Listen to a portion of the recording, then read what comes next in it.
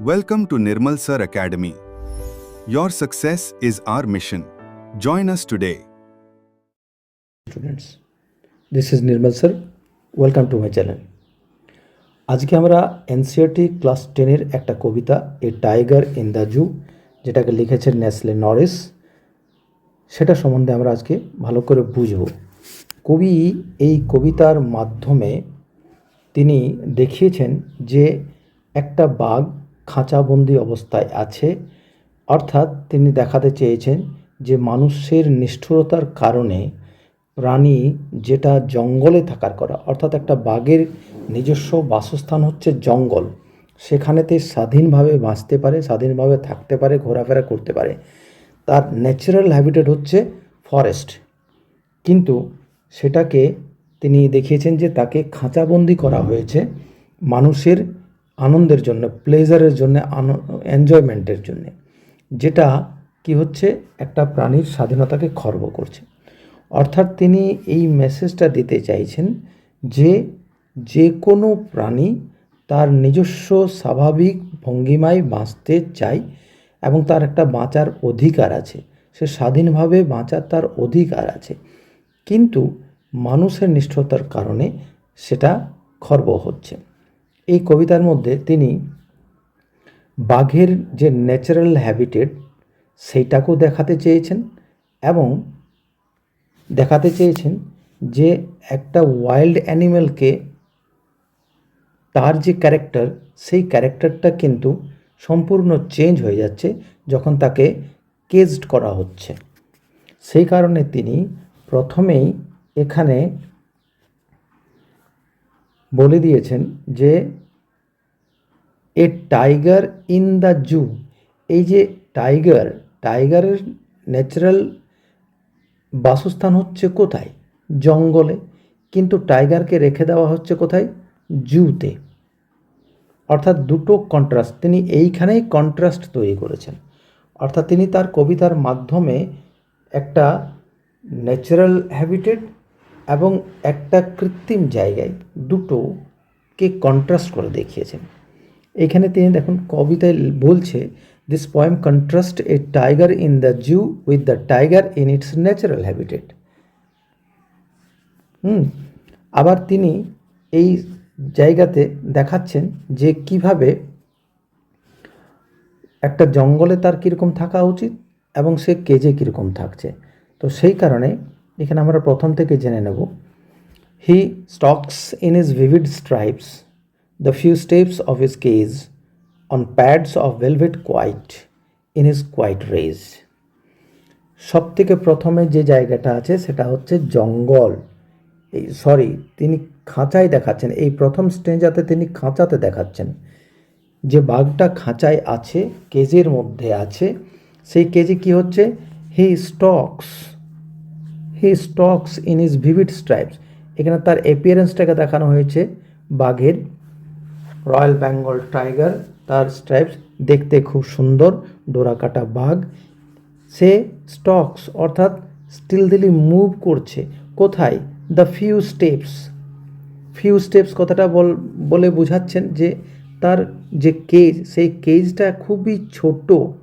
Few step, জঙ্গলে বাঘ কী করে তার ইচ্ছা মতো যেখানে খুশি সেখানে ঘুরতে পারে, তার কোনো লিমিটেশন নেই, কিন্তু কেজের মধ্যে তাকে ফিউ স্টেপস ঘুরতে হচ্ছে তার কেজে।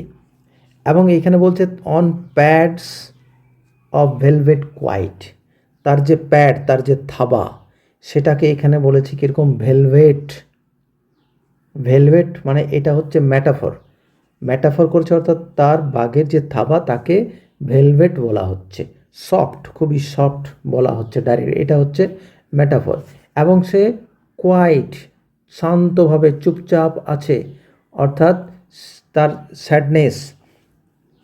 ইন হিজ কোয়াইট রেজ, এবং তার রেজ, সে কিন্তু ক্রোধী, রাগ। কেন রাগ? কারণ তার ন্যাচারাল হ্যাবিটেটকে কেড়ে নেওয়া হয়েছে, তাকে কেজড করে দেওয়া হয়েছে। এইবারে এখান থেকে ডাইরেক্ট আমরা চলে যাচ্ছি কোথায়? জঙ্গলে। কবি আমাদেরকে নিয়ে চলে যাচ্ছেন জঙ্গলে। কি বলছেন? He should be lurking in shadow sliding through long grass near the water hole where plump deer pass. অর্থাৎ তার ন্যাচারাল ক্যারেক্টার কী, বাঘ কি করতো। বাঘ যদি জঙ্গলে থাকতো, যদি সে ফ্রি থাকতো, যদি তাকে কেজড করা না হতো, তাকে যদি বন্দি করে না রাখা হতো, তাহলে সে কি করতো, সে lurking in shadow, sliding through long grass, বড় বড় ঘাসের পিছনে, ঘাসের মধ্যে লুকিয়ে থেকে সে কি করতো, সে তার শিকারকে দেখতো।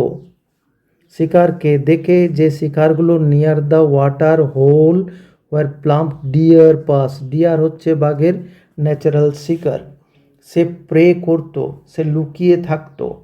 অর্থাৎ তাকে আটক করার মতো কোনো ক্যাপাসিটি থাকতো না, সে নিজের ইচ্ছা মতো যেখানে খুশি থাকতো, লুকিয়ে থাকতো, সে শিকার করতো।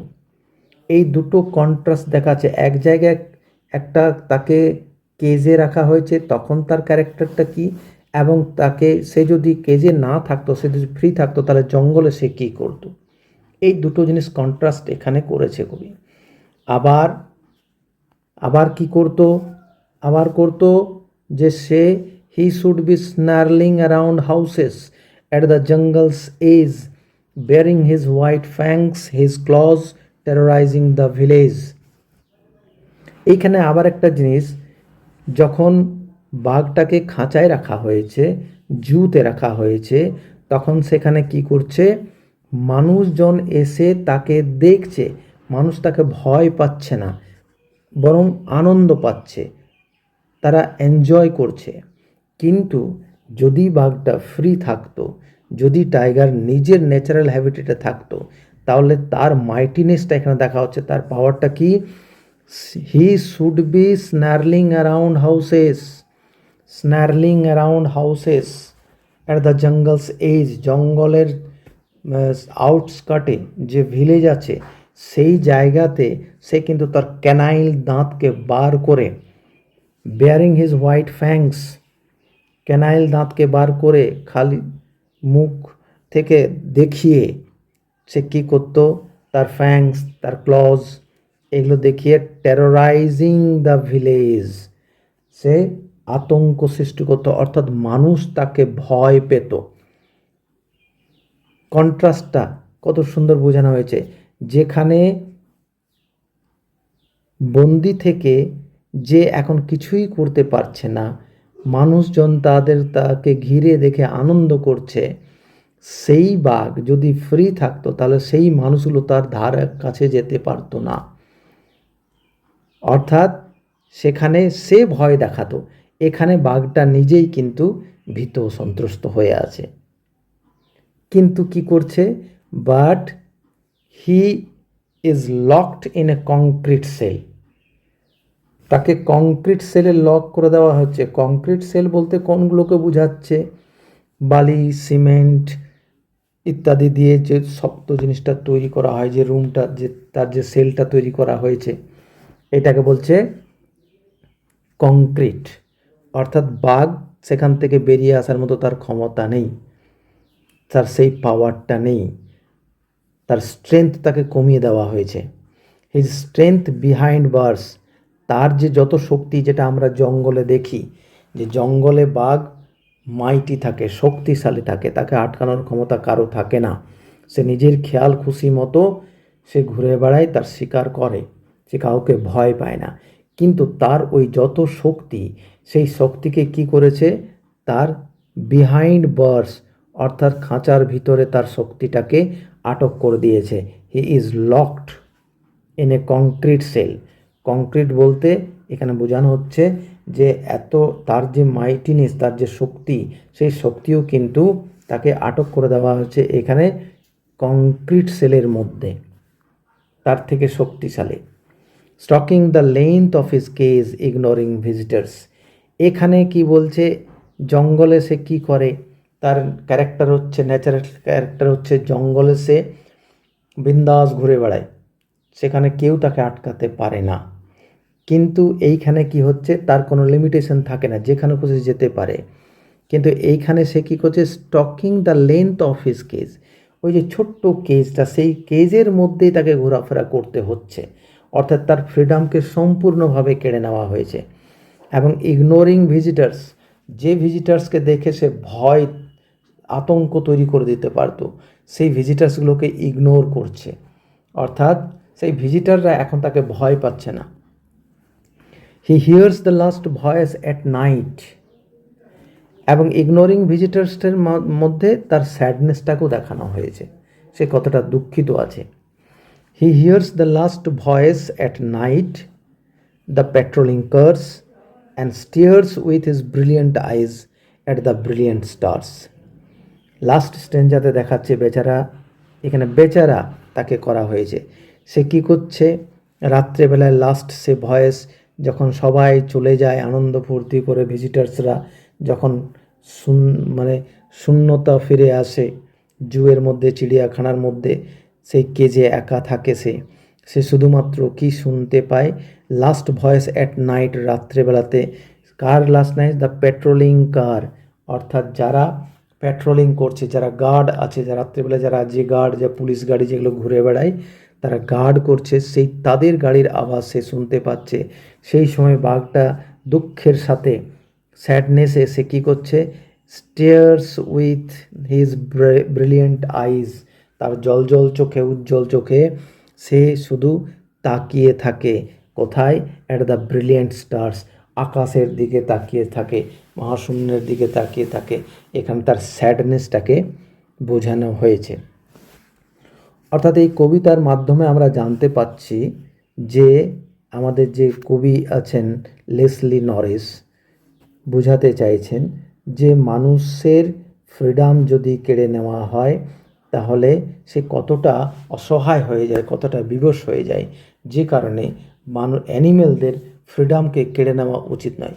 যে যেখানে তার ন্যাচারাল হ্যাবিটেট, তাকে সেখানেই থাকা উচিত। এই জায়গাতে তার স্বাধীনতা কেড়ে নেওয়া, স্বাধীনতা কেড়ে নেওয়া মানে হচ্ছে তার নিজস্ব যে অধিকার, যে রাইট, সেগুলো সব কেড়ে নেওয়া, অর্থাৎ তার যে ক্যারেক্টার, তার যে বিহেভিয়ার, সেটা পুরোটাই চেঞ্জ হয়ে যায়। এইখানে কবি আমাদেরকে এইটাই বোঝাতে চাইছেন। এই পোয়েমের মধ্যে আমরা জানবো যে এই পোয়েমটাতে রাইমিং স্কিমটা কী। রাইমিং স্কিম বলতে এখানে বোঝাচ্ছে যে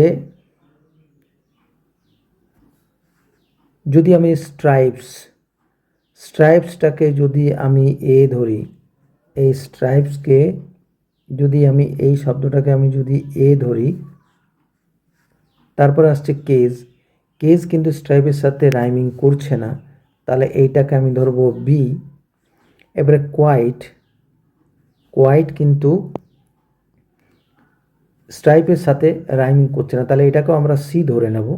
এবারে রেজ কথাটা কেজের সাথে রাইম করছে, তাহলে এটাকে আমরা ধরে নেব বি। তাহলে এটা যদি বি ধরে নিই তাহলে হয়ে গেল কি এ বি সি বি। এটা হচ্ছে এর রাইমিং স্কিম। ঠিক একই রকমভাবে এইটাও হবে। শ্যাডো যদি ধরি, শ্যাডোকে যদি আমরা ধরি, তাহলে গ্রাস হয়ে যাবে বি, আর হোল হয়ে যাবে সি, আর পাস হয়ে যাবে গ্রাসের রাইম, তাহলে হয়ে যাবে এটা বি। তার মানে এটা হচ্ছে এ বি সি বি। এখানে একটা জিনিস আরও আছে যে ম্যাটাফর দেখানো হয়েছে,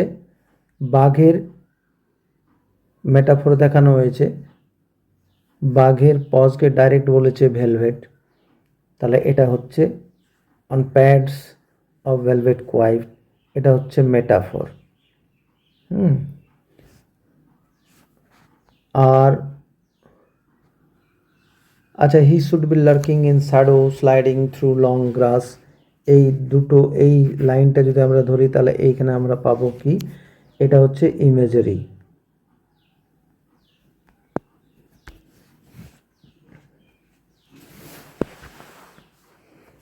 যদি কনসোনেন্ট সাউন্ড রিপিট করে তাহলে সেটাকে আমরা বলবো অ্যালিটারেশন। যাই হোক, তো এই হচ্ছে পয়েম। আশা করি তোমরা ভালো করে বুঝতে পেরেছো এটা স্বাভাবিক জিনিসটা।